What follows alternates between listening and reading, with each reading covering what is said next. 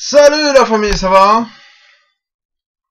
On va se mettre bien, on va parler de quelque chose de vraiment très très simple. D'accord? On va se mettre bien, voilà. Euh, Mon souhait, que voilà, c'est vraiment que les chrétiens, voilà, nous puissions marcher vraiment dégagés, hein, voilà, au niveau de la conscience, je m'explique.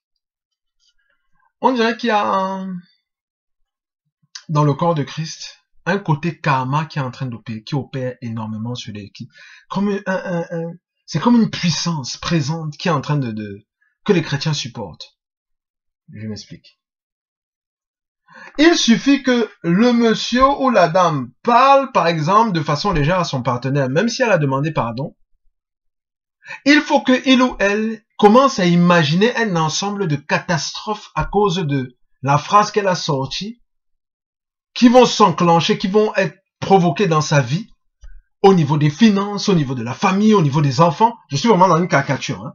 Au niveau des enfants, au niveau de ci, au niveau de ça. Elle ne peut rien faire pour arranger les choses, parce que de toutes les façons, la seule chose qu'elle peut faire, c'est par exemple demander pardon ou quoi que ce soit. Et imaginez, c'est-à-dire vivre une pression présente, comme s'il y a quelque chose qui va se passer, et que du coup, là où la personne est là, elle est obligée d'attendre vraiment la miséricorde de Dieu, pour que rien ne lui arrive. Je veux vraiment, en fait, moi je sais on jouit tous de la miséricorde de Dieu, mais je veux vraiment mettre vraiment le doigt sur cet état d'esprit. Qui est que quand un enfant de Dieu, même avant de connaître le Seigneur, nous ne fonctionnions pas comme ça. Non, pas du tout, nous ne fonctionnions pas comme ça. Puisque des fois, qu'est-ce qui va se passer? Le gars, lui, il est là, il va tromper sa femme, faire ses choses, il dit, bon, de toutes les façons, je m'en fous, je sais qu'au boulot, je m'en sors. Donc la carrière est en train d'exploser, mais il est en train de gâter le coin avec la petite. Alors, il faut fatiguer la femme jusqu'à être fatiguée. Ça existe partout. Jusqu'à ce que peut-être un jour, voilà, gloire à Dieu, miséricorde arrive, voilà, ce que tu sèmes, tu moissonnes. Mais ce n'est pas systématique. Je ne suis pas en train de dire aux gens de faire n'importe quoi. Mais il faut arrêter. Surtout que vous, enfants de Dieu, en général, vous êtes des gens de bonne foi. D'accord? Vous êtes des gens de bonne foi. Il ne faut pas systématiquement penser qu'il y a une porte qui a été ouverte, que c'est à cause de ça justement que telle chose s'est passée. Parce que du coup, quand on est comme ça, quand on est dans la suspicion, mais c'est un puits sans fin. Ah, peut-être c'était déjà dans mon cœur, c'est pour ça qu'il y a telle chose qui s'est déjà passée avant, parce que la vie vient du cœur. Donc, la parole se retrouve reformatée et devient une forme de procureur pour vous accuser, et vous juger et vous condamner. Et créer un environnement de ténèbres.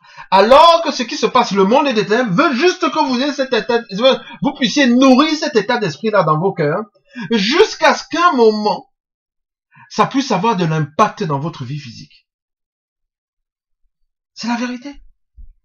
On a été tellement branchés sur les œuvres, vous comprenez, que c'est déjà, c'est-à-dire que les actions deviennent, c'est-à-dire que c'est, quand on a mal agi, c'est comme un trauma.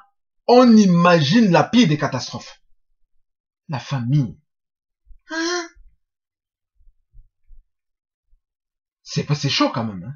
On a créé plein de connexions comme ça. Il y a peut-être beaucoup de choses dans nos vies, c'est arrivé parce que ça... Des fois, non.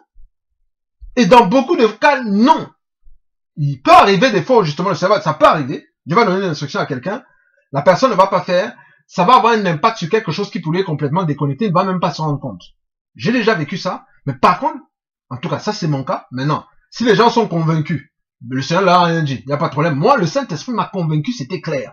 Et d'ailleurs, dès que j'ai remis l'instruction en place, parce que je n'y pensais même pas, dès que j'ai remis l'instruction en place, tout est reparti en ordre. Ça peut arriver, oui. Mais la famille, attention. Attention, ce n'est pas... Voilà. Parce que je sais qu'on peut prêcher, on prêche la miséricorde de Dieu, on encourage aussi les gens à obéir au Seigneur.